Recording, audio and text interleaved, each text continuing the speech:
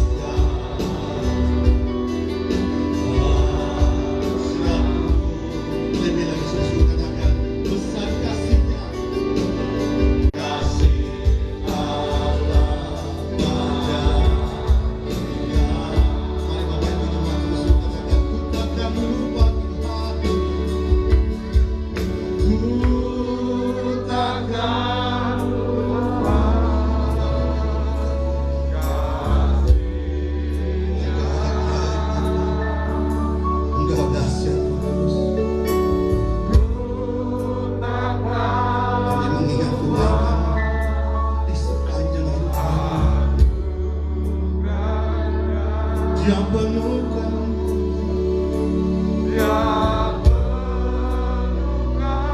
dia penuhkan Tuhan, dia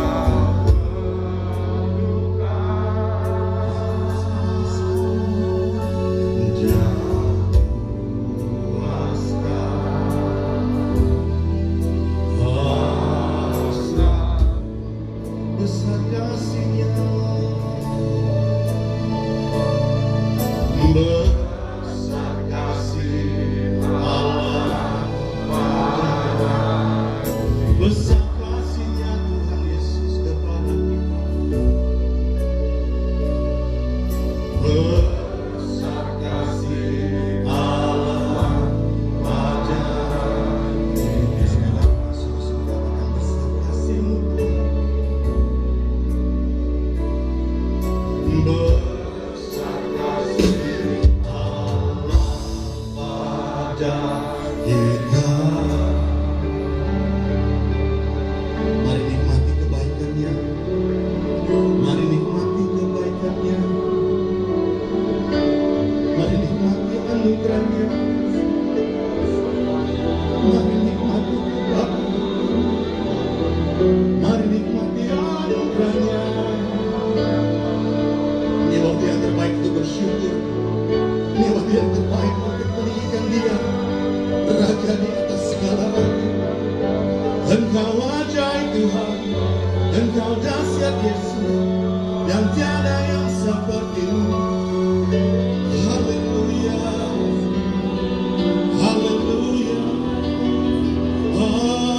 haleluya. Terpujilah nama-Mu Tuhan. Mari Bapak Ibu, angkat tanganmu dua-dua, sembah Dia, tinggikan Dia, namanya Yesus Kristus. Dia rela mati untuk menebus dosa dan bertobat. Darahnya tercurah untuk membasuh kita. Tiada yang seperti-Mu Tuhan. Kami tinggikan nama-Mu, kami agungkan nama-Mu. Engkau ajaib.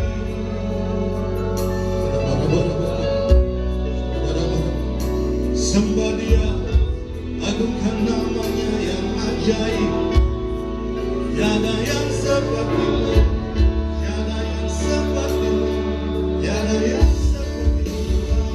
Engkau ajaib, Engkau luar biasa. Mulialah nama-Mu Tuhan, Yesus Kristus, layak dipuji,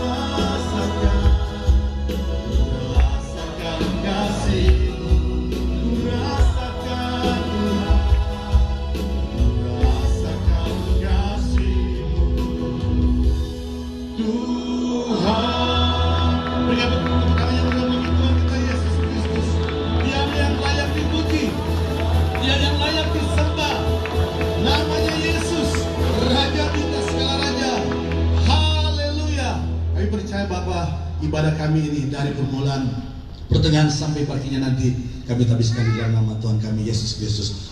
Haleluya. Yang percaya katakan amin.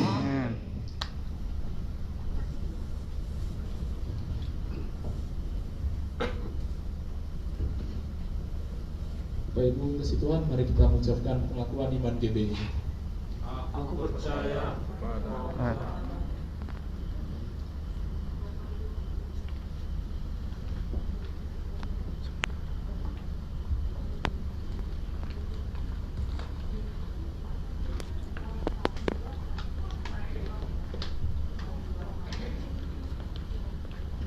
Ibu kasih Tuhan, mari kita mengucapkan pengakuan iman GBI.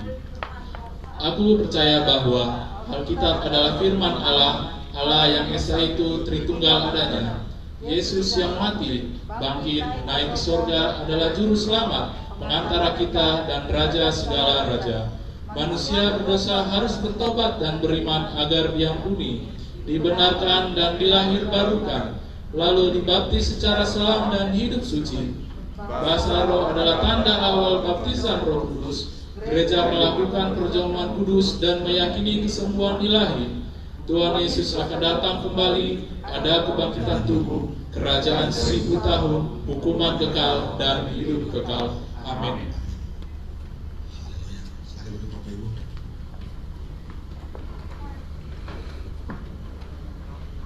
Ada sukacita? Haleluya. Berikan tepuk tangan dong. Percaya Tuhan. Kami bersyukur pada pagi hari ini.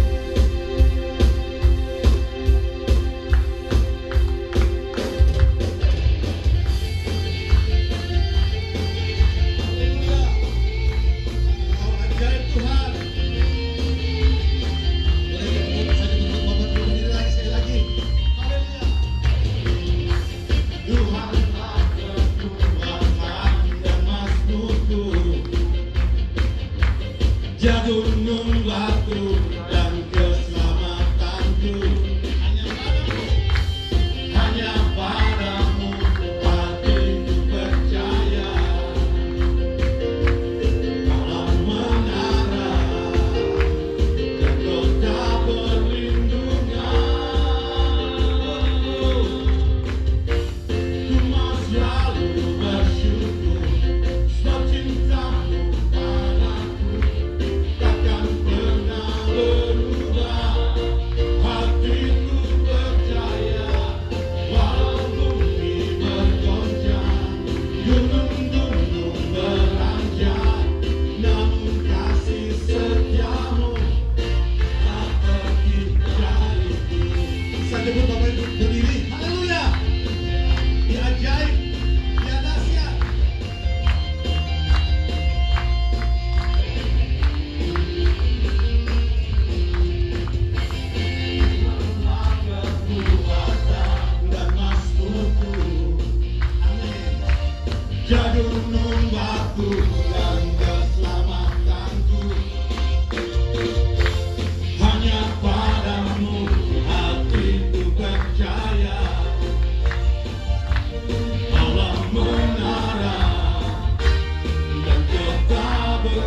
berguna. Ku mau selalu bersyukur, sebab cintamu padaku takkan pernah berubah. Hatiku percaya, walau bumi bergoncang, gunung-gunung beranjak, namun kasih setiamu tak pergi dariku.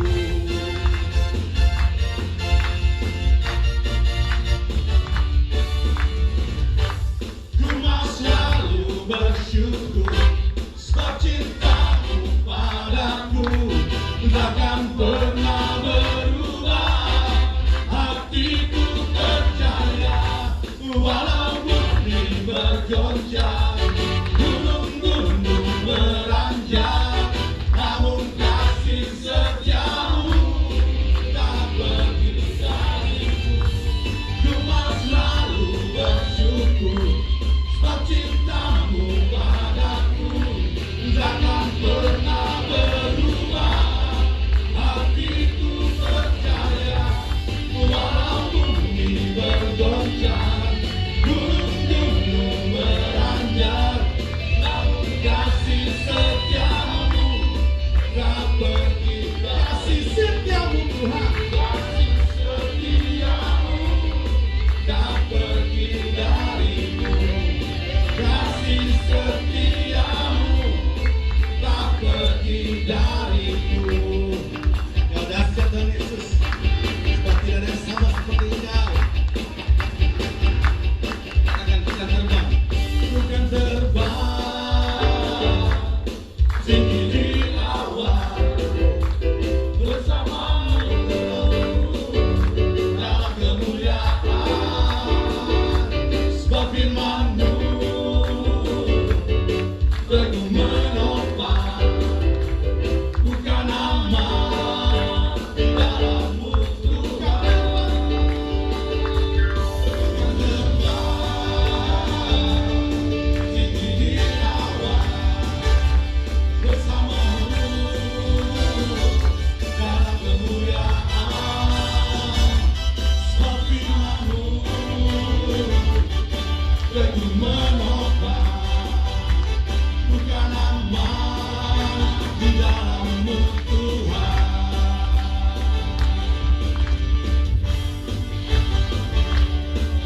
Ajaib, tidak dahsyat firman Tuhan. Firman-Mu Tuhan, berita bagi kakiku. Janji-Mu, janji-Mu terang bagi jalan-jalanku. Kebenaran-Mu menuntun setiap hari. Haleluya. Ku menantikan-Mu, beri kekuatan baru. Ku kan terbang tinggi di awan, bersama-Mu dalam kemuliaan. Sebab firman-Mu teguh menopang, bukan aman di dalam-Mu Tuhan.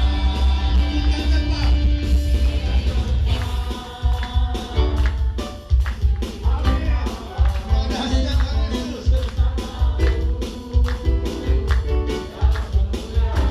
Sebab firman-Mu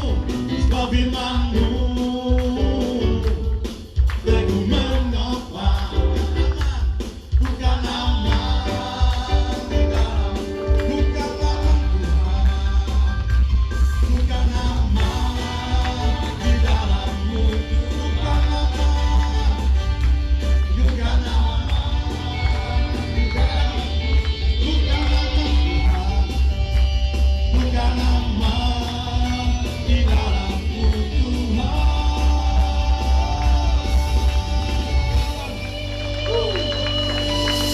Haleluya. Ada sukacita? Silakan dulu Bapak Ibu.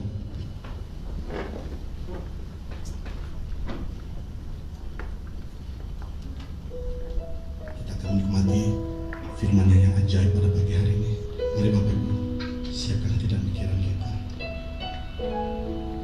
untuk menikmati kebenaran firman pada pagi hari ini. Terpujilah nama-Mu Yesus. Engkau dahsyat Tuhan.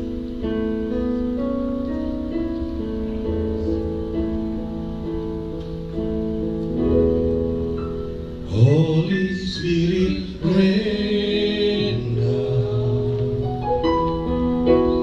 Holy Spirit, rain down. Rain down, rain on us. Holy Spirit, rain down. Holy Spirit, rain down. Holy Spirit, rain down. Hallelujah. Rain down, rain on us. Holy Spirit, rain down. Holy Spirit, rain down. Holy Spirit, rain down. Rain down, rain on us. Sekali lagi kita sungguh-sungguh biar hujan Roh Kudus terjadi di tempat ini. Holy Spirit, rain down. Holy Spirit, rain down. Rain down, rain on us. Holy Spirit, rain down. Holy Spirit, rain down. Kami butuh Engkau Roh Kudus. Holy Spirit, rain down. Haleluya. Rain down, rain down. Sambut dengan firman, mari Bapak Ibu untuk berdiri. Haleluya. Holy Spirit, rain down. Holy Spirit, rain down. Engkau dahsyat Roh Kudus. Rain down, rain down. Sekali lagi kita sungguh-sungguh katakan, Holy Spirit, rain down. Holy Spirit, rain down. Holy Spirit, rain down. Rain down, rain down, rain down, rain down. Rain down, rain on. Holy Spirit, rain down.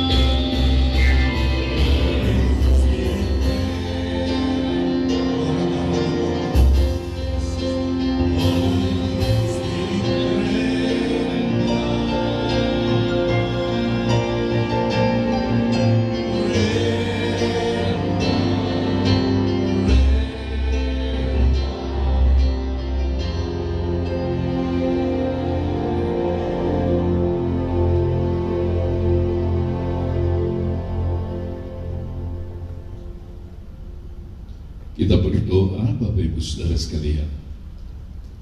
Roh Kudus, kami sangat membutuhkan kehadiran-Mu.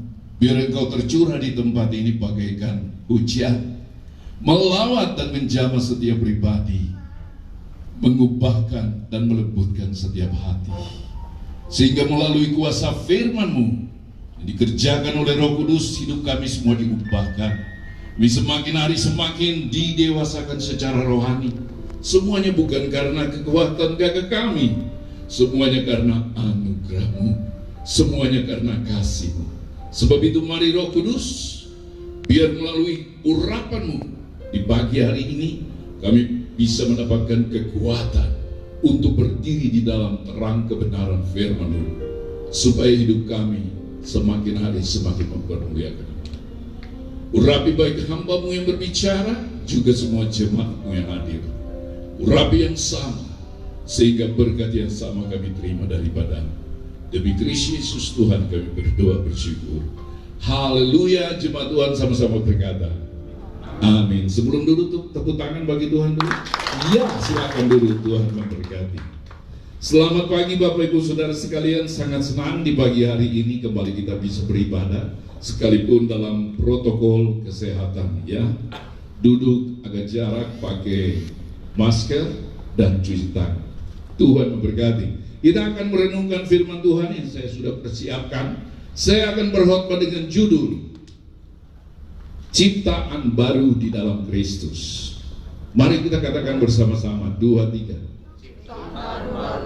Ya, ciptaan baru dalam Kristus terambil di dalam Efesus pasal 2 ayat 1 sampai 10. Nanti kita akan merenungkan itu dengan poin-poin, kira-kira ada 4 poin yang saya sudah persiapkan. Yang pertama, yaitu ciptaan lama di luar Kristus. Nanti kita akan lihat apa itu ciptaan lama di luar Kristus. Poin yang pertama, poin yang kedua adalah ciptaan baru dalam Kristus Yesus. Kita akan renungkan dan kita lihat perbedaan antara ciptaan lama dan ciptaan baru dalam Kristus, bagaikan langit dan bumi. Luar biasa. Bersyukurlah kita semua ini adalah ciptaan baru dalam Kristus. Dan yang ketiga, poin yang ketiga, yaitu iman yang menyelamatkan itu bagaimana? Apakah cuma dengan beriman kita selamat atau harus bagaimana? Nah, kita akan renungkan itu. Dan yang terakhir, poin yang keempat adalah sebagai anak-anak Tuhan, kita bukan hanya diberikan hak untuk menjadi anak Allah, memiliki hak untuk menerima semua anugerah kasih karunia Allah, tetapi kita diberikan juga tanggung jawab untuk mengerjakan pekerjaan Allah. Amin, saudara. Nah, keempat hal ini kita akan renungkan dalam ibadah ini, dan kiranya Tuhan akan memberkati kita semua. Kita akan baca Efesus pasal 2 ayat 10 aja sebagai dasar dari judul perikop ini, yaitu ciptaan baru di dalam Kristus. Efesus pasal 2 ayat 10, kita baca sama-sama.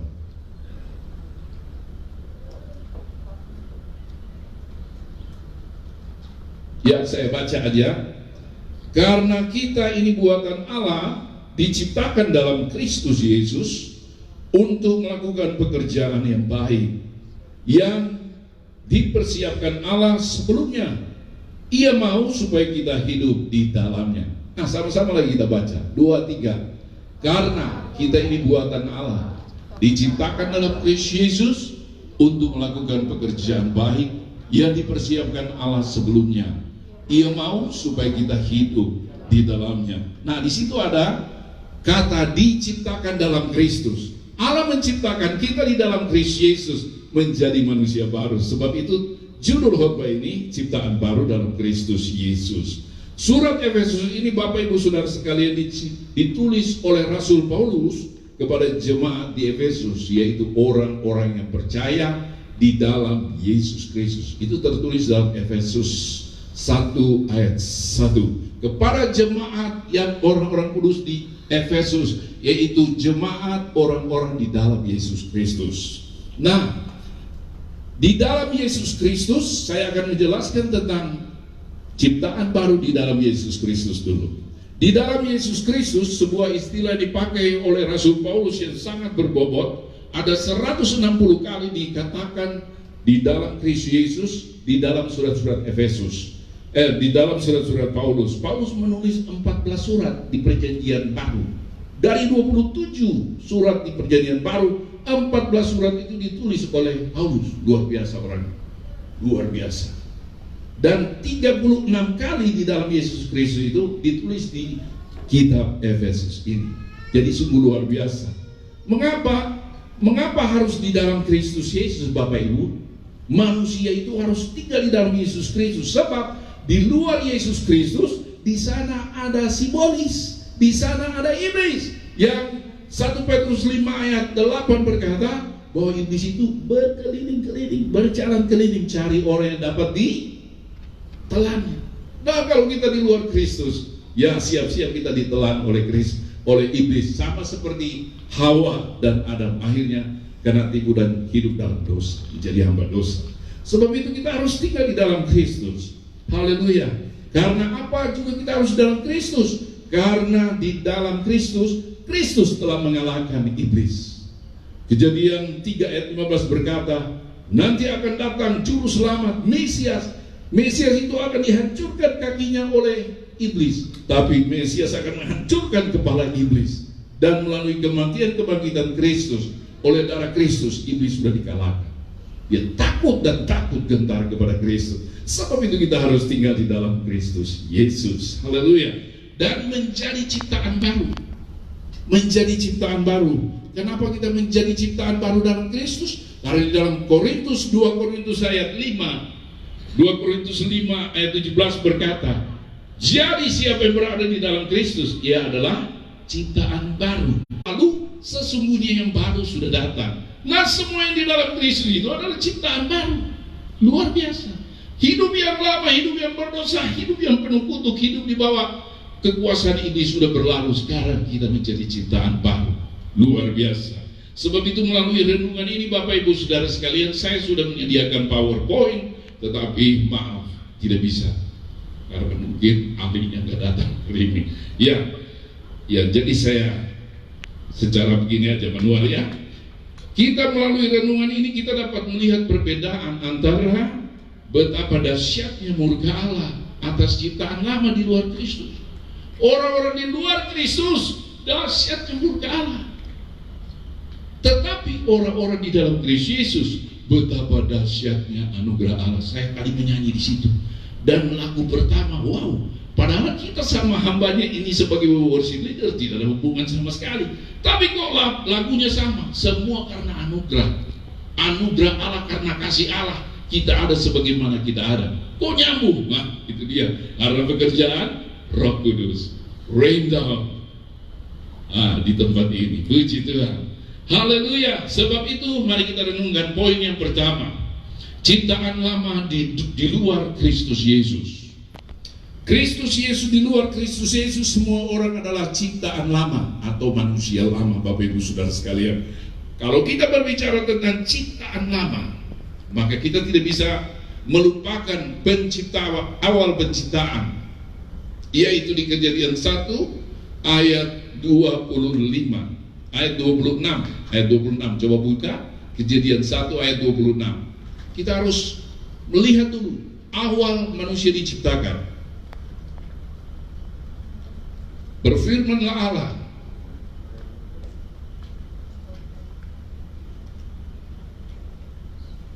ya, saya baca aja ya.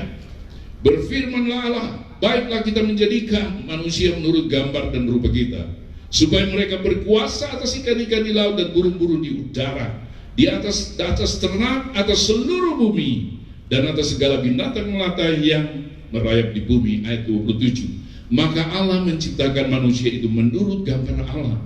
Menurut gambar Allah diciptakannya dia laki-laki, dan perempuan diciptakannya mereka.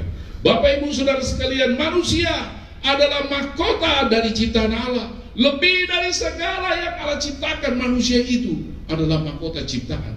Lebih dari semua planet, lebih daripada semua alam semesta ini, manusia diciptakan Allah sebagai mahkota ciptaan Allah. Luar biasa Bapak Ibu Saudara sekalian. Kenapa? Karena manusia itu diciptakan segambar dengan Allah.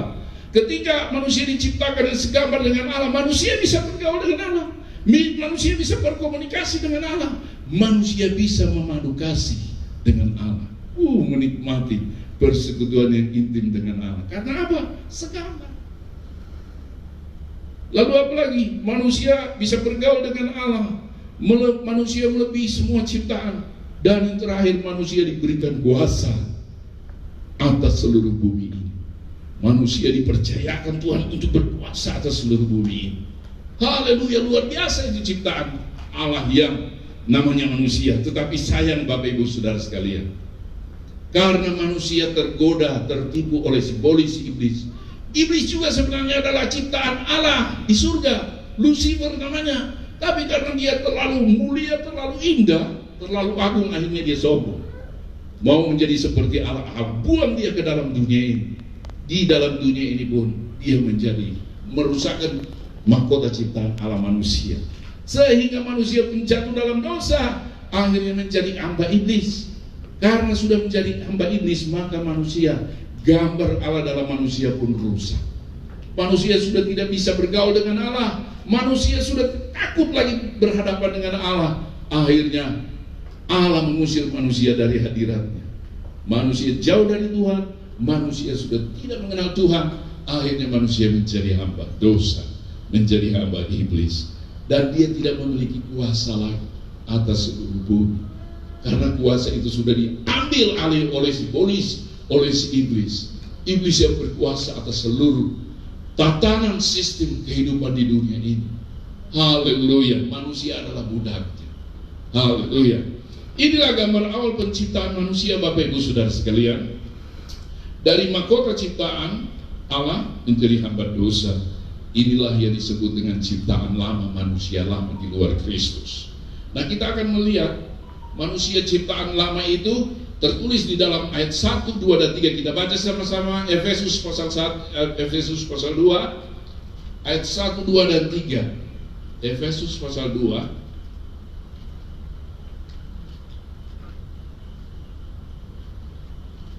kita baca sama-sama. Lambat ya, atau saya baca aja ya, Bapak Ibu dengar ya. Ayat 1, tema perikopnya semua adalah kasih karunia. Kamu dahulu sudah mati karena pelanggaran-pelanggaran dan dosa-dosamu. Itu ayat 1. Ayat 2, kamu hidup di dalamnya karena kamu mengikuti jalan dunia ini, karena kamu mentaati penguasa kerajaan angkasa. Ayo kita baca sama-sama lagi, ini sudah ada di PowerPoint. Ayat 2 aja, 2, 3. Kamu hidup di dalamnya karena kamu mengikuti jalan dunia ini, karena kamu mentaati penguasa kerajaan angkasa, yaitu roh yang sekarang sedang bekerja di antara orang-orang durhaka. Ayat 3. Sebenarnya dahulu kami semua juga terhitung di antara mereka ketika kami hidup di dalam hawa nafsu daging dan menuruti kehendak daging, pikiran kami yang jahat. Pada dasarnya kami adalah orang-orang yang harus dimurkai sama seperti mereka yang lain. Nah, ada 3 poin di sini yang kita akan bahas bahwa tentang manusia di luar Kristus. Yang pertama, ayat 1, kamu dahulu sudah mati karena pelanggaran-pelanggaran dan dosa-dosamu. Sudah mati artinya bukan mati secara jasmani, mati secara rohani. Ketika manusia berdosa, rohaninya mati. Artinya apa? Manusia sudah tidak bisa berhubungan dengan Allah, jauh dari pergaulan dengan Allah, terpisah dengan Allah. Manusia tidak mengenal Allah lagi. Apa yang manusia lakukan menurut kehendaknya, bukan kehendak Allah, karena sudah tidak ada hubungan, mati rohaninya. Haleluya. Jadi manusia mati secara rohani. Dan nanti ketika kita terima Yesus, manusia rohani kita dihidupkan lagi. Tapi sekarang manusia lama itu di luar Kristus mati secara rohani. Banyak orang di luar yang tidak mengenal Yesus, kita lihat dia hidup, tapi sebenarnya mati rohani, tidak mengenal Allah. Haleluya. Yang kedua, manusia itu mentaati penguasa kerajaan angkasa. Siapa itu penguasa kerajaan angkasa? Itu adalah iblis dan roh jahat. Artinya manusia itu hamba dosa, hamba daripada iblis. Ketika manusia menjadi hamba iblis, manusia mendurhaka kepada Tuhan, mendurhaka kepada Allah. Itu yang kedua. Dan yang ketiga, manusia yang ketiga, karena manusia hidup dalam hawa nafsu daging, keinginan daging, tidak mengenal Allah dan kehendak Allah, maka manusia dimurkai Allah karena selalu mendurhaka Tuhan.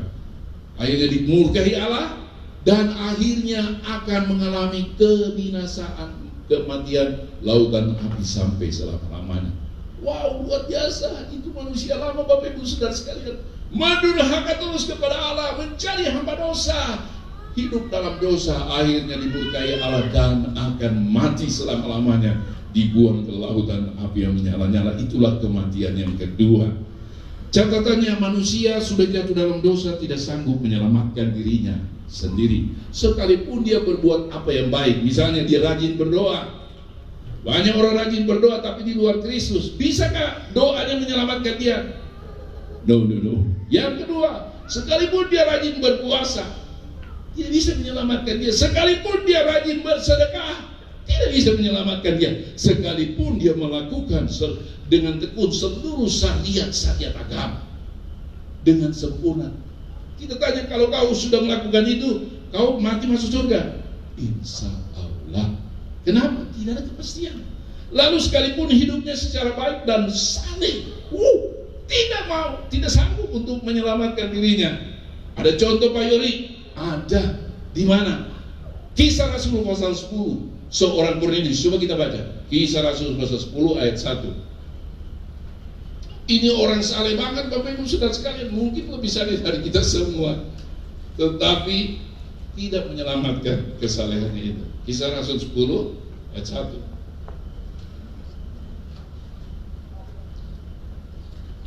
Petrus dan Kornelius. Saya baca ayat 1. Di Kaisarea ada orang yang bernama Kornelius, seorang perwira pasukan disebut pasukan Italia. Ayat 2. Yang pertama, ia saleh. Ia serta seisi rumahnya apa? Takut akan Allah. Ia memberi banyak sedekah umat Yahudi dan senantiasa apa? Berdoa. Bapak Ibu Saudara sekalian, dia senantiasa berdoa, tapi Tuhan, doa-doanya cuma jadi peringatan di hadirat Tuhan, tapi tidak menyelamatkan dia. Sampai Tuhan harus mengutus Petrus untuk datang kepada Kornelius. Malaikat datang dari surga untuk bilang, Kornelius, panggil Petrus, ada di sana, panggil, dengar dia khotbah. Ketika Petrus datang dan menceritakan tentang Yesus, Kornelius percaya, langsung turun Roh Kudus, penuh Roh Kudus. Sebelum dia dibaptis sudah penuh Roh Kudus. Luar biasa. Petrus bilang, hai, ini orang belum dibaptis kok udah penuh Roh Kudus, cepat dibaptis. Di baptisan itulah awal kita hidup, lahir kembali. Dibaptis, sekolah baptisan, disitulah awal kita hidup kembali secara rohani. Akhirnya Kornelius dibaptis dan dia diselamatkan. Jadi di luar Kristus, apapun kita membuat, tidak ada dapat menyelamatkan kita. Amin saudara. Haleluya. Mari kita nyanyi satu lagu. Sebab itu, Amazing Grace, how sweet the sound. Kabar yang sangat baik ini. Haleluya. Kita nyanyi dengan segenap hati.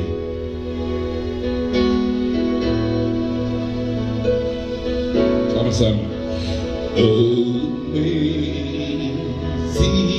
grace, how sweet the sound that saved a wretch like me. I once was lost, but now I'm found. Was blind, but now I see. Bahasa Indonesia sangat besar anugerahnya, sangat besar anugerahnya yang telah ku alami. Sesat aku dulu kalah, selamatlah aku kini. Dulu dia sesat, dulu dia buta, dulu dia hilang. Sekarang dalam Kristus dia selamat. Dia melek dan dia menerima anugerah keselamatan Tuhan. Luar biasa. Sekarang poin yang kedua Bapak Ibu Saudara sekalian, yaitu ciptaan baru dalam Kristus Yesus. Kita akan baca ayat 4 sampai ayat 7 Efesus. Coba ambilkan ayat 4 sampai 7 Efesus. Ya, sama-sama. Sebab 2-3. Sebab di dalam Dia Allah telah memilih kita sebelum dunia. Efesus 2 ayat 4. 2-3. Tetapi Allah yang kaya dengan rahmat, oleh karena kasih-Nya yang besar, dilimpahkannya kepada kita. Sampai situ yang pertama rahmat, yang kedua apa? Kasih-Nya yang besar. Ayat 5. Katakan ayat 5. Mana ayat 5? telah menghidupkan kita bersama-sama dengan Kristus, sekalipun kita telah mati oleh kesalahan-kesalahan kita. Oleh kasih karunia kamu diselamatkan. Ayat 6. Dan di dalam Kristus Yesus Ia telah membangkitkan kita juga, memberikan tempat bersama-sama dengan Dia di surga. Ayat 7. Supaya pada masa yang akan datang Ia menunjukkan kepada kita kekayaan kasih karunia-Nya yang melimpah-limpah sesuai dengan kebaikannya terhadap kita dalam Kristus Yesus. Ingat kasih-Nya, ingat kebaikannya. Nah, kita akan merenungkan tentang Allah yang kita sembah itu bukan Allah yang begis, Allah yang kejam, Allah yang menakutkan sehingga kita takut menghampiri Dia. Tapi Allah yang kita sembah itu, Bapak Ibu Saudara, di dalam Kristus ternyata Dia kaya dengan rahmat-Nya. Katakan kaya dengan rahmat. Ya, apa saja itu rahmat itu? Apa itu rahmat? Itu kue apa? Bukan. Mari kita baca Mazmur 103, pasal 103. Mazmur 103 ayat 8 sampai ayatnya yang ke-14. Inilah rahmat Tuhan itu dalam kehidupan kita. Coba kita baca sama-sama 2, 3. Tuhan adalah penyayang dan pengasih. Ia panjang sabar, berlimpah dengan kasih setia. Terus, tidak selalu Ia menuntut, tidak untuk selamanya Ia menendam. Terus, tidak dilakukannya kepada kita setimpal dengan dosa kita, tidak dibalaskannya kepada kita setimpal dengan kesalahan kita. Terus, tapi setinggi langit dari atas bumi, demikian besarnya kasih setianya kepada orang-orang yang takut akan Dia. Terus, sejauh timur dari barat, demikian dijauhkannya daripada kita pelanggaran kita. Terus, seperti Bapa sayang kepada anak-anaknya, demikian Tuhan sayang kepada orang-orang yang takut akan Dia. Terus, sebab Dia sendiri tahu apa kita. Dia ingat bahwa kita ini debu adanya. Inilah Allah kita, Bapak Ibu Saudara sekalian, sangat berlimpah kaya dengan rahmat-Nya. Amin saudara. Sebab itu jangan takut menghampiri Dia, karena Dia berlimpah dengan kebaikan. Kesalahan dosa-dosa kita sudah dibuang sejauh timur dari barat, setinggi langit dari bumi. Demikian kasih-Nya bagi kita. Seperti Bapa sayang kepada anak-anaknya, demikian Tuhan sayang kepada kita semua. Amin saudara. Sebab itu mari beribadahlah kepada Dia, tinggallah di dalam Dia. Begitu besar rahmat-Nya. Itu yang pertama, rahmat-Nya yang sangat kaya. Yang kedua, kasih-Nya yang sangat besar. Kita sudah nyanyi tadi, kasih-Nya sangat besar. Yohanes 3 ayat 16 berkata, karena begitu besar kasih Allah akan dunia ini, Dia berikan putranya yang tunggal supaya setiap orang percaya tidak binasa melainkan beroleh hidup yang kekal. Anaknya aja satu-satunya Dia berikan. Mengapa yang lain tidak diberikan? Wow, luar biasa. Udah pasti semua Dia kasih buat kita. Amin saudara. Nah, ada seorang hamba Tuhan memberitakan firman, bagaimana besarnya kasih Allah buat kita. Apakah begini besar kasih Allah? Begini? Beginikah? Bagaimana begini? Nah, ternyata kasih Allah yang besar itu begini, Bapak Ibu Saudara sekalian. Apa artinya? Yesus mati di atas kayu salib. Haleluya. Semua dosa dunia tanggung di atas Dia. Dia mati tersiksa karena mau menyelamatkan. Ini besarnya kasih Allah. Amin saudara. Haleluya. Allah kita Allah yang penuh kasih. Lalu kasih karunia-Nya yang berlimpah-limpah. Kekayaan kasih karunia-Nya. Bapak Ibu Saudara sekalian, kalau kita menjadi orang percaya, orang Kristen, kalau kita bisa ada sampai saat ini, bahkan nanti sampai mati kita masih tetap Kristen, itu bukan karena kuat gagah kita, itu karena kasih karunia. Jadi Bapak Ibu Saudara sekalian, jadi kasih Tuhan, seluruh kehidupan Kristen dari awal sampai akhir bergantung kepada kasih karunia Allah, bukan kekuatan gagah kita. Amin saudara. Kasih karunia, hanya karena kasih karunia, hanya karena anugerah, tidak ada kekuatan kita. Kalau Allah tidak karuniakan kasih karunia, membleh kita. Bapak Ibu Saudara sekalian, tidak ada yang dapat kita lakukan. Haleluya. Luar biasa. Dan yang terakhir, kebaikannya yang sangat besar. God is so good all the time. God is good. Nah, Allah itu sangat baik. Setiap hari baru Dia punya rahmat. Setiap hari baru kasih-Nya dalam kehidupan kita. Allah itu sungguh baik. Haleluya. Nah, Allah yang sangat baik itu bagaimana caranya Dia mau limpahkan kebaikannya kepada kita, mau menyelamatkannya.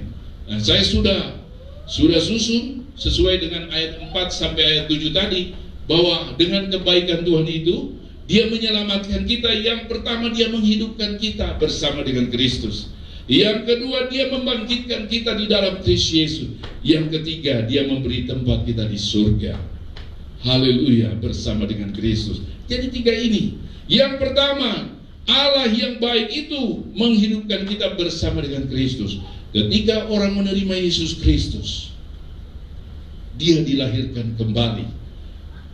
Manusia rohani dilahirkan kembali melalui baptisan selam.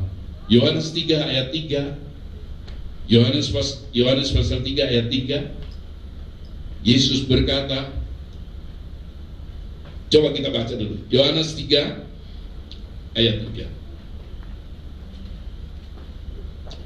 Yesus menjawab, katanya, aku berkata padamu, sesungguhnya jika seorang tidak dilahirkan kembali, ia tidak dapat melihat kerajaan Allah. Ayat 5. Jawab Yesus, aku berkata padamu, sesungguhnya jika seorang tidak dilahirkan dari air dan roh, ia tidak dapat masuk ke dalam kerajaan Allah. Jadi kelahiran kembali manusia rohani kita itu di kolam baptisan. Ketika kita mati dan bangkit bersama Kristus, kita dilahirkan sebagai makhluk rohani. Nah, sebagai manusia baru lahir, dia tidak perlu dituntut Allah banyak-banyak. Imanmu harus perbuatan, iman harus melakukan ini. Tidak, cukup percaya aja. Sama seperti bayi yang lahir dari kandungan ibu, dia tidak perlu bicara, ibu saya lapar, ibu saya pipis ganti popok. Tidak, dia cuma ibunya langsung kasih apa? Tete. Ibunya langsung ganti popok. Ibunya langsung gendong dia. Jadi itulah bayi rohani, Bapak Ibu Saudara sekalian. Lahir kembali, menjadi lahir kembali. Lalu setelah itu 2 Korintus 5 ayat 17 berkata, jadi siapa yang ada di dalam Kristus, ia adalah ciptaan baru. Lama sudah berlalu, sesungguhnya yang baru sudah datang. Kita menjadi ciptaan baru di dalam Kristus ketika kita dihidupkan kembali. Yang tadinya kita tidak mengenal Allah jadi kenal Allah. Yang tadinya kita dimurkai Allah sekarang menjadi Allah, yang Allah menjadi Bapa kita. Lalu apa? Kita menjadi manusia baru yang terus diperbarui di dalam roh dan berpikir kita sesuai dengan firman dan Roh Kudus. Kita rajin berdoa, rajin baca Alkitab, rajin ibadah mendengar firman. Kita terus bertumbuh sampai pada akhirnya kita bertumbuh menjadi dewasa rohani. Semuanya karena kasih karunia. Sampai kita mencapai garis akhir daripada iman kita. Kita terus memelihara iman, akhirnya kita mati. Secara jasmani kita semua harus mati toh. Nah, nanti setelah mati jangan takut. Jangan takut mati, karena pada waktu Tuhan Yesus datang kembali, Dia akan membangkitkan semua orang yang mati di dalam Tuhan Yesus. Di dalam 1 Tesalonika 4 ayat sekian, semua orang yang mati dalam Tuhan Yesus akan dibangkitkan dan dibawa masuk ke dalam kemuliaan kerajaan sorga. Itu kebangkitan pertama. Orang-orang di luar Kristus tidak akan bangkit pada saat itu. Mereka akan dibangkitkan pada kebangkitan kedua, tapi tempatnya bukan di surga, di lautan api yang menyala-nyala. Orang yang percaya dibangkitkan pada kebangkitan pertama dan dimasukkan ke dalam kerajaan sorga. Nah, ini yang ketiga adalah Tuhan menyediakan tempat bagi kita di surga bersama dengan Kristus. Haleluya. Yesus pergi ke rumah Bapa untuk menyediakan tempat bagi kita. Kalau sudah tersedia tempat itu, Yesus datang kembali mengambil kita, menjemput kita untuk tinggal bersama-sama dengan Dia. Kita semua berada di tempat ini, belum dipanggil Tuhan ke sana. Kenapa? Karena ternyata kabling kita belum selesai.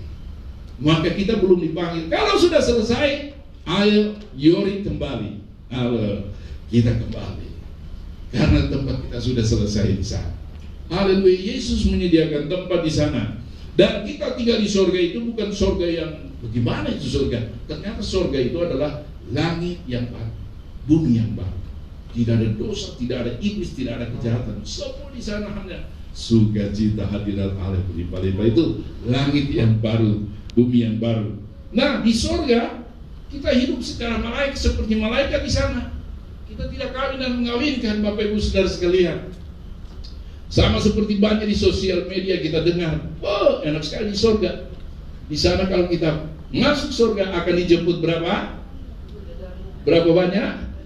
Wow, 72 bidadari. Satu cowok, satu pria masuk surga, 72 bidadari. Gak tahu surga bagaimana itu. Lalu di sana kita pesta katanya, karena di dunia ini kita tahan-tahan, tapi di sana pesta titik luar biasa. Padahal di sana itu kita tidak kawin dan tidak mengawinkan. Kenapa? Karena di sana kita hidup selama-lamanya. Buat apa? Kawin dan mengawinkan, menurunkan keturunan itu karena manusia akan mati. Maka harus dilanjutkan dengan keturunannya di dunia ini. Tapi kalau di surga hidup selama-lamanya, buat apa kawin? Amin saudara. Kita hidup kekal selama-lamanya di surga itu. Kita memerintah sebagai raja bersama dengan Kristus dalam kekekalan. Kita adalah raja semua Bapak Ibu. Biar di sini kita nggak jadi ketua RT, RW, kita nggak jadi apa, pegawai negeri. Jangan takut, di sana kita raja, katakan raja. Raja yang memerintah selama-lamanya, bukan cuma 5 tahun, selama-lamanya. Amin saudara. Luar biasa bersama dengan Kristus. Dahsyat nggak itu? Manusia baru dalam Kristus. Haleluya. Sebab itu Bapak Ibu Saudara sekalian, catatannya ciptaan baru dalam Kristus, manusia itu mati 1 kali. Kita yang di dalam Kristus 1 kali mati, tetapi hidup 2 kali. Sekali hidup di sini, nanti sekali hidup lagi di surga selama-lamanya. Tetapi manusia di luar Kristus, apa yang terjadi? Hidupnya sekali di sini, matinya 2 kali. Nanti mati secara jasmani, nanti dibuang lagi ke lautan api nyala-nyala, matinya 2 kali. Wah, luar biasa. Dahsyatnya perbedaan antara di luar Kristus dan di dalam Kristus. Haleluya, itu yang kedua. Yang ketiga, poin yang ketiga, iman yang menyelamatkan. Katakan iman yang menyelamatkan. Bagaimana iman yang menyelamatkan itu Bapak Ibu Saudara sekalian? Kita baca ayat 8 dan 9 Efesus 2. Ayat 8, 9 Efesus 2.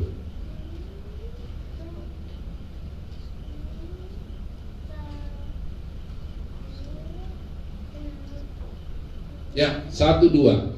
Sebab karena kasih karunia kamu diselamatkan oleh iman. Itu bukan hasil usaha, itu pemberian Allah. Itu bukan hasil pekerjaanmu. Jangan ada orang yang memegahkan diri. Jadi Bapak Ibu Saudara sekalian, keselamatan itu yang kita terima, itu adalah kasih karunia Allah melalui iman percaya kita kepada Kristus Yesus. Jadi keselamatan itu bukan hasil usaha kita, seperti saya bilang tadi di depan. Juga bukan pekerjaan kita, itu pemberian Allah secara gratis kepada orang yang mau menerima Yesus. Nah, untuk selamat tidak ada andil manusia kecuali menerima dengan iman. Pengertian perjanjian baru tentang iman yang menyelamatkan terbagi dalam 2 kategori. Perjanjian baru, iman yang menyelamatkan itu 2 kategori. Kategori pertama, iman pemula. Iman pemula itu cukup dia percaya Roma 10 ayat 9 dan 10. Apabila engkau percaya dengan hati bahwa Allah membangkitkan Yesus dari antara orang mati dan mengaku dengan mulutmu Yesus adalah Tuhan, maka engkau akan diselamatkan. Ayat 10. Sebab dengan hati orang percaya dibenarkan, dengan mulut orang mengaku dia diselamatkan. Itu iman pemula. Tidak perlu banyak-banyak, seperti saya bilang anak dia baru lahir, cukup mamanya langsung bela dia. Demikian juga orang mau selamat, tidak dituntut apa-apa. Amin saudara. Cukup percaya, mengaku Yesus adalah Tuhan. Cukup aku itu. Beri dirimu dibaptis, selamat engkau. Tidak perlu macam-macam. Ada contoh nggak di dalam Alkitab? Iya. Orang yang disalib dengan Yesus, dia percaya, dia tahu Yesus ini disalib bukan karena dosa. Dia tahu Yesus ini adalah Mesias. Maka dia bilang, Yesus, ingatlah akan aku kalau engkau datang kembali sebagai Raja. Dia tahu Yesus Raja ternyata. Yesus bilang, hari ini juga engkau bersama dengan aku di Firdaus. Langsung selamat, padahal penjahat kelas kakap. Tidak pernah dia akan berbuat baik, karena selama hidupnya berbuat jahat. Dia tidak turun dari salib lalu berbuat baik, bertobat, tidak. Langsung mati pada waktu dia percaya Yesus, tapi dia selamat. Amin saudara. Itu iman pemula. semua orang Kristen pemula itu iman yang menyelamatkan. Ada di antara kita yang baru percaya atau yang masih di luar Kristus lalu mau percaya? Tidak ya. Saya rasa di sini semua udah puluhan tahun seumur hidup jadi Kristen. Nah, iman yang harus ada pada kita bukan iman pemula lagi. Amin saudara. Iman yang harus ada pada kita adalah iman yang hidup. Iman yang disertai dengan perbuatan, tertulis dalam Yakobus 2 ayat 22. Coba. Yakobus 2 ayat 22. Woi, firman Allah. Yakobus 2 ayat 22. Ya, baca sama-sama 2, 3. Kamu lihat bahwa iman bekerja sama dengan perbuatan-perbuatan. Oleh perbuatan-perbuatan itu iman menjadi sempurna. Jadi iman bukan cuma iman yang tidak berkualitas, harus sempurna. Dan untuk sempurna harus berbuat. Tanpa perbuatan imanmu. Ayat 7 coba baca, ayat 7. Yakobus 2 ayat 7. 1, 2, 3. Bukankah ayat 7 atau ayat berapa? Sabar. Efesus 2 ayat 17, sorry 17. Efesus itu Yakobus tadi, Yakobus 2 ayat 17. Ya, 2, 3. Demikian juga halnya dengan iman. Jika iman itu tidak disertai perbuatan, maka iman itu pada hakikatnya mati. Nah, kalau iman mati, kira-kira bisa selamat nggak? Tidak. Imanmu tidak ada perbuatan, tidak disertai dengan perbuatan, maka tidak selamat. Karena iman yang menyelamatkan adalah iman dengan perbuatan. Amin saudara. Ini kita harus pahami loh. Jangan kita punya iman yang tidak memiliki kualitas. Akibatnya menjadi seperti orang-orang di Eropa. Jadi kafir semua. Karena tidak berkualitas, cukup percaya selamat, tidak ada perbuatan. Nah, iman harus sempurna dan harus ada perbuatan. Sebab itu iman yang menyelamatkan sesuai dengan perjanjian baru ada 4 unsur, Bapak Ibu Saudara. Unsur yang pertama, iman yang menyelamatkan adalah iman yang sungguh-sungguh percaya kepada Kristus Yesus. Itu iman yang tadi, iman pemula. Sungguh-sungguh percaya. Lalu iman yang menyelamatkan, poin yang kedua, dia harus meningkat, yaitu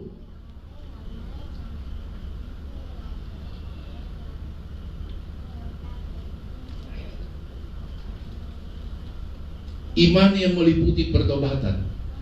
Katakan pertobatan. Ya, iman kedua itu harus disertai dengan pertobatan, meninggalkan manusia yang lama, yang akan menemui kebinasaannya karena dosa dan kejahatan. Iman yang disertai pertobatan. Bapak Ibu Saudara sekalian, untuk kita bertobat, menanggalkan manusia lama itu tidak mampu kita melakukan. Bayangkan, jangankan mau bertobat, melepaskan ikatan rokok bisa nggak? Mudah nggak? Ada satu cerita, saya dari Gorontalo, majelis gereja di sana. Ketika Stephen Tong berkhotbah di sana menginjil, rapi-rapi kata-kata, semua orang bertobat. Stephen Tong luar biasa. Lalu ada satu bapak-bapak datang, dia bersaksi di depan setelah udah hari terakhir Stephen Tong menginjil. Dia bersaksi, mulai sekarang saya akan melepaskan merokok. Karena saya tahu tubuh ini adalah bait Roh Kudus, bait Allah. Jadi saya akan melepaskan rokok, saya tidak akan minum rokok lagi. Tapi ternyata Bapak Ibu Saudara sekalian, minggu depan saya ketemu dengan Om itu dan saya lihat dia sedang merokok. Saya tanya, Om, bilang udah tidak mau merokok. Iya Yor, kenapa? Bagaimana kalau saya enggak merokok, saya makan terus, jadi gemuk. Jadi daripada gemuk, penyakit juga, mending saya ngerokok lagi juga. Maka itu alasan. Buktinya Bapak Gembala nggak merokok, tidak gemuk-gemuk. Iya Pak. Saya juga nggak merokok, tidak gemuk-gemuk. Artinya melepaskan rokok pun harus kasih karunia Tuhan. Amin. Bukan kekuatan kita, apalagi mau bertobat. Amin saudara. Bertobat itu menanggalkan manusia lama. Sebab itu iman kita harus sungguh-sungguh. Nah, iman sungguh-sungguh baca Ibrani 11 ayat 6. Ini iman sungguh-sungguh, baru kita terus meningkat sampai 4. 4 poin iman yang diajarkan perjanjian baru untuk keselamatan. Ibrani 4 ayat 6, mari kita baca sama-sama 2-3. Tetapi tanpa iman, Ibrani 11 2-3. Tetapi tanpa iman tidak mungkin orang berkenan kepada Allah. Sebab barang siapa berpaling kepada Allah, ia harus percaya bahwa Allah ada, bahwa Allah memberi upah kepada orang yang sungguh-sungguh mencari Dia. Ini poinnya. Yang pertama, Allah beri upah. Tetapi yang kedua, orang harus sungguh-sungguh mencari Dia. Amin. Kalau engkau bersungguh-sungguh cari Tuhan, maka Tuhan akan berikan upah. Upah di sini jangan kita pikir duit lagi, kantau lagi, berkat lagi. Bukan. Berkat secara rohani. Apa berkat rohani? Imanmu akan naik. Amin saudara. Dari iman percaya anak-anak, sekarang kau bertumbuh, bisa bertobat, bisa menanggalkan manusia lama. Itu bukan kuat kita. Tuhan beri. Kenapa? Karena kau sungguh-sungguh cari Tuhan. Amin saudara. Iya. Engkau tidak sungguh-sungguh cari Tuhan, jangan harap engkau bisa bertumbuh imanmu. Engkau bisa bertobat, tidak bisa. Karena itu pemberian Allah. Amin saudara. Lalu berikutnya iman yang menyelamatkan. Poin yang ketiga, yaitu iman disertai ketaatan. Bertobat aja belum, sekarang mau taat. Aduh, terlalu jauh panggang dari api katanya. Kecuali engkau sungguh-sungguh cari Tuhan, baru Allah berikan upah. Engkau bisa taat. Yohanes 14 ayat 15 berkata, jikalau kamu mengasihi aku, kamu akan menuruti segala firman-Ku. Bagaimana kita bisa taat? Bertobat aja belum? Sebab itu sungguh-sungguh iman yang diajarkan oleh perjanjian baru, iman yang berkualitas tinggi. Sungguh-sungguh, amin saudara. Bukan santai-santai. Kalau santai-santai kau tidak dapat apa-apa. Engkau harus taat pada Yesus dan firman-Nya. Dan iman yang terakhir yang menyelamatkan, yaitu iman disertai dengan pengabdian diri. Katakan pengabdian diri. Iya, kita harus mengabdi Dia, melayani Dia. Jangan terus dilayani, harus jadi dewasa. Amin saudara. Waktu Yesus bangkit dari kematian, Petrus sudah 3 kali menyangkal Yesus. Yesus harus memulihkan ini Petrus. Yesus bertanya yang 3 kali, Simon anak Yohanes, apakah engkau mengasihi aku lebih dari mereka semua? Simon sampai menangis. Aduh, hatinya tidak tahan. Dia bilang, kau tahu Tuhan bahwa aku sungguh-sungguh mengasihi engkau. Gembalakanlah, layanilah, mengabdilah kepada aku. Mengabdi jangan jadi sama seperti kita pendeta. Tidak perlu. Sesuai profesi panggilan kita masing-masing. Amin saudara. Iya. Sebagai dokter, sebagai karyawan, sebagai bos, sebagai ibu rumah tangga, layanilah Tuhan. Amin saudara. Layani, harus melayani. Bukan tidak melayani terus, layani sampai tua, bahkan sampai mati dilayani terus. Harus melayani. Itulah iman yang menyelamatkan, yang percaya sungguh-sungguh, yang bertobat, mentaati, dan mengabdikan diri. Semua ini adalah upah yang Allah karuniakan pada seorang yang sungguh-sungguh mencari Dia. Semuanya itu terjadi bukan dengan kekuatan kita. Contohnya mana? Saksi-saksi iman di Ibrani 11 itu. Habel mempersembahkan kepada Tuhan yang terbaik, dia selamat. Lalu Henok terus 350 tahun bergaul dengan Allah. Dia adalah manusia yang satu-satunya di antara 2 manusia yang tidak mengalami kematian. Dia diangkat hidup-hidup. Lalu Nuh mentaati perintah Tuhan buat bahtera. Dia dan keluarga selamat. Semua manusia di dunia mati. Abraham meninggalkan kenyamanan, zona nyaman di Ur Kasdim, kota metropolitan, pergi ke kampung Udik, yaitu Kanaan, demi mentaati Tuhan. Musa meninggalkan istana Firaun yang begitu luar biasa, demi dia mengikut Tuhan. Hai, iman itu yang hidup itu adalah rela menderita demi Kristus. Amin saudara. Jangan hanya mau zona nyaman. Luar biasa. Itu iman yang benar. Bukan iman tanpa perbuatan. Kau tidak selamat kalau tanpa perbuatan. Iman yang mati. Yakobus bilang, haleluya. Yang terakhir, Haleluya. Senang ya. Yang terakhir. Yang ayat 10. Ayat 10 kita baca lagi sekali. Ayat 10 Efesus pasal 2. Kita baca ayat 10. 2, 3. Karena kita ini buatan Allah, diciptakan dalam Kristus Yesus untuk melakukan pekerjaan baik yang dipersiapkan Allah sebelumnya. Ia mau supaya kita hidup di dalamnya. Jadi Bapak Ibu Saudara sekalian, Allah membuat kita. Kita ini ada di dalam Kristus, Allah yang menciptakan. Sama seperti Adam dan Hawa, Allah menciptakan pada awal kejadian. Demikian juga kita sekarang, Allah yang menciptakan kita menjadi manusia baru. Di dalam Kristus ada tujuan. Ternyata sebelum kita diselamatkan, Tuhan punya tujuan menyelamatkan kita untuk melakukan pekerjaan yang baik yang dipersiapkan Allah sebelumnya. Artinya Bapak Ibu Saudara sekalian, poin yang keempat, setiap orang yang sudah diselamatkan, dia memiliki tugas dan tanggung jawab. Amin. Ada tugas, ada tanggung jawab. Ya, cuma dua aja, tugas dan tanggung jawab yang saya akan beritakan. Yang pertama ayat Matius 28 ayat 18 sampai 20 berkata, Yesus berkata, kepadaku telah diserahkan ketika Yesus bangkit dari kematian. Kepadaku telah diserahkan segala kuasa di sorga dan di bumi. Pergilah, beritakanlah Injil itu. Jadikan semua bangsa menjadi murid. Karena hanya di dalam aku mereka diselamatkan. Baptis mereka, lahirkan secara rohani. Jadi hidup dalam Kristus, ajar mereka akan kebenaran. Dan aku akan menyertai kalian sampai kesudahan alam. Bapak Ibu Saudara sekalian, tugas memberitakan Injil bukan hanya pendeta, bukan hanya pelayan. Semua kita harus memberitakan kabar baik itu. Amin Saudara. Ini harus. Ini tugas, tanggung jawab kita. Bukan hanya keselamatan, menerima segala kebaikan Tuhan. Tidak, kita punya tugas yang lain juga. Memberitakan kabar baik. Itulah pekerjaan baik. Dan yang kedua, tugas tanggung jawab kita, hendaklah kita menjadi garam bagi dunia. Di mana kehadiran kita, orang yang sering berbuat dosa, orang yang sering berbuat kejahatan, ketika kita datang, mereka takut. Ada Pak Mistor. Jangan. Itu kita jadi garam. Yang ngerokok, ada Pak. Gitu.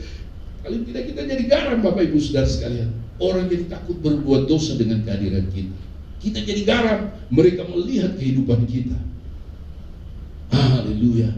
Lalu kita jadi terang dunia juga. Kita menerangi orang-orang yang tidak tahu kebenaran, orang-orang yang hidup dalam kegelapan. Mari kita bawa terang, sehingga kehadiran kita mereka semua diterangi dengan terang Kristus. Karena kita semua adalah terang dunia ini. Haleluya Bapak Ibu Saudara sekalian. Tugas dan tanggung jawab kita ini dikerjakan bukan sebagai syarat untuk keselamatan, tapi sebagai konsekuensi logis dari orang yang telah diselamatkan untuk pergi memberitakan kabar baik itu. Jadi bukan untuk selamat kita melayani ini, untuk sebagai konsekuensi logis bahwa kita sudah diselamatkan, kita pun harus pergi menyelamatkan orang-orang. Yang berikutnya, kita menjadi garam dan terang dunia bukan dengan kekuatan kita sendiri, kecuali dengan kasih karunia Allah yang terus ditambah-tambahkan, sehingga kita bisa menjadi garam dan terang dunia. Sebab Kristus katakan, tinggallah di dalam aku dan aku di dalam kamu, kamu akan berbuah-buah. Tapi sebab di luar aku kamu apa? Tidak dapat berbuat apa-apa. Di luar Kristus kita tidak bisa berbuat apa-apa. Sebab itu, jadi ciptaan baru harus tinggal dalam Kristus Yesus, melekat dengan Dia. Wow, luar biasa. Baru kita sempurna. Surga yang mulia sudah menantikan kita. Hanya oleh anugerah. Nyanyi satu lagu. Semua karena anugerahnya. Terima kasih Tuhan Yesus.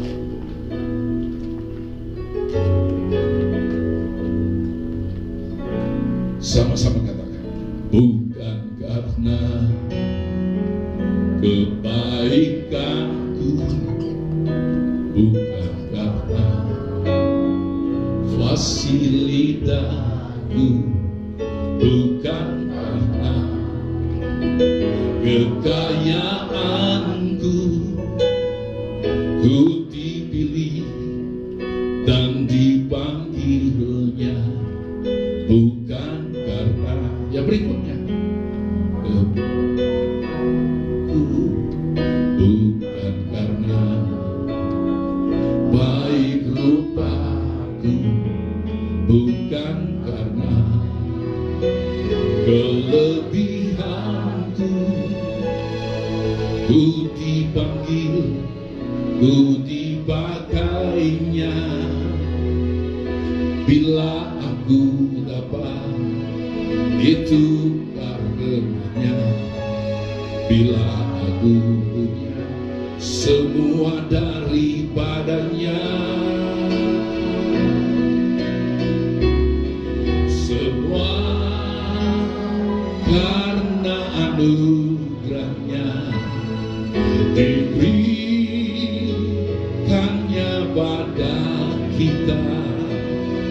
Semua anugerahnya bagi kita, bila kita dipakainya.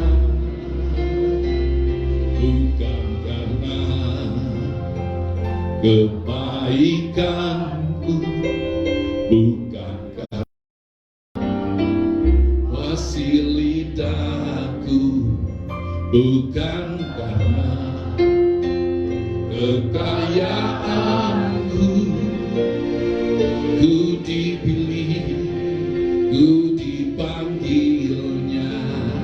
Bukan karena kecakapanku, bukan karena baik rupaku, bukan karena kelebihanku, ku dipanggil dan dipakainya. Bila aku dapat, itu karenanya. Bila aku punya semua daripadanya. Mari kita bangkit berdiri, katakan semua karena anugerahnya, diberikannya pada kita. Semua anugerahnya bagi kita, bila kita dipanggil. Sekali lagi, semua karena anugerahnya, semua karena anugerahnya, diberikannya pada kita. Semua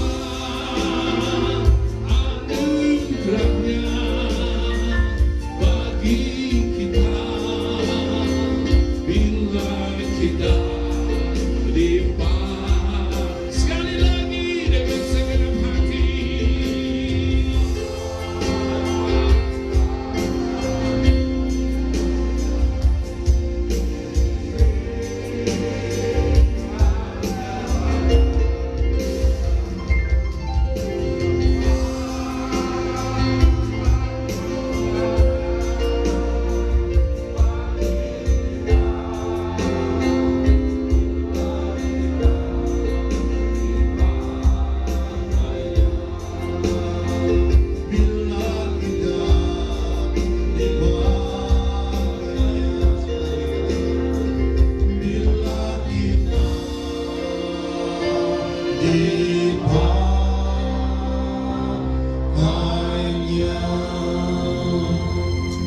Terima kasih Tuhan Yesus untuk kebenaran firman-Mu. Kami percaya Kamu berkati hamba-Mu.